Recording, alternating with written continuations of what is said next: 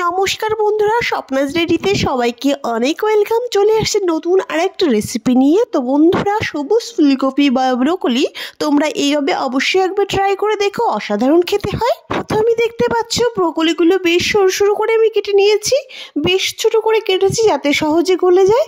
তো গরম জল দিয়ে একটু ভিজিয়ে রাখছি। এতে কি হবে, ব্রোকলিগুলো একটু ভাপানো হয়ে যাবে, আবার ভিতরে যদি কোনো পোকা থেকে থাকে সেটাও চলে যাবে। তারপর অন্য সাইডে কেটে নিয়েছি গোটা একটা পেঁয়াজ, একটা টমেটো, কিছুটা রসুন আর কিছুটা ধনেপাতা। পেঁয়াজটাকে বেশ একটু বড় বড় করে কেটেছি, দেখতে পাচ্ছ। অন্য সাইডে কড়াই বসিয়ে দিয়েছি। বেশ তেলটা গরম হয়ে গেলে কুচনো রসুনগুলো দিয়ে দিয়েছি। রসুনটা যখন একটু হালকা লাল লাল কালার চলে আসবে সেই টাইমে সব পেঁয়াজগুলোও দিয়ে দিলাম। পেঁয়াজটাকে একটু নেড়ে চেড়ে হালকা ভেজে নেব। যখন দেখতে পাচ্ছ বেশ একটু খুলে খুলে আসছে পেঁয়াজটা, সেই টাইমে এখানে আমি অ্যাড করে দেবো টমেটো কুচিটা। টমেটোটা 1 মিনিট মতো আমি ভেজে নেব। হালকা যখন কাঁচা গন্ধটা চলে যাবে সেই টাইমে আমি এখানে ব্রোকলি অ্যাড করে দেব। তো দেখতে পাচ্ছ ব্রোকলিটা জল ফেলে দিয়েছি এবং ভালো করে ধুয়ে নিয়েছি। সবগুলো ব্রোকলি আমি এক এক করে দিয়ে দিলাম। সব কিছুকে বেশ ভালো করে মিশিয়ে নেব।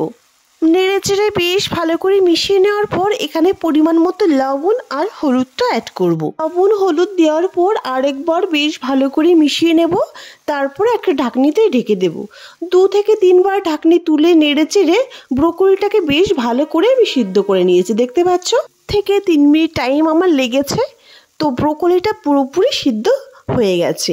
এই টাইমে অ্যাড করব টমেটো কেচাপ। 1 থেকে 1.5 চামচ দিয়েছি। টমেটো কেচাপটা দিলে বেশ টেস্টটা বেড়ে যায়, খেতেও অসাধারণ লাগে। ভালো করে নেড়ে চেড়ে একদম শেষে অ্যাড করব কিছুটা চিলি ফ্লেক্স। চিলি ফ্লেক্স দেওয়ার পর 1 মিনিট মতো একটু নেড়ে চেড়ে রেসিপি কিন্তু আমাদের পুরোপুরি রেডি। এখন আমরা সার্ভ করতে পারি। তো বন্ধুরা, আমাদের রেসিপিটা কেমন লাগলো অবশ্যই কমেন্ট করতে ভুলো না।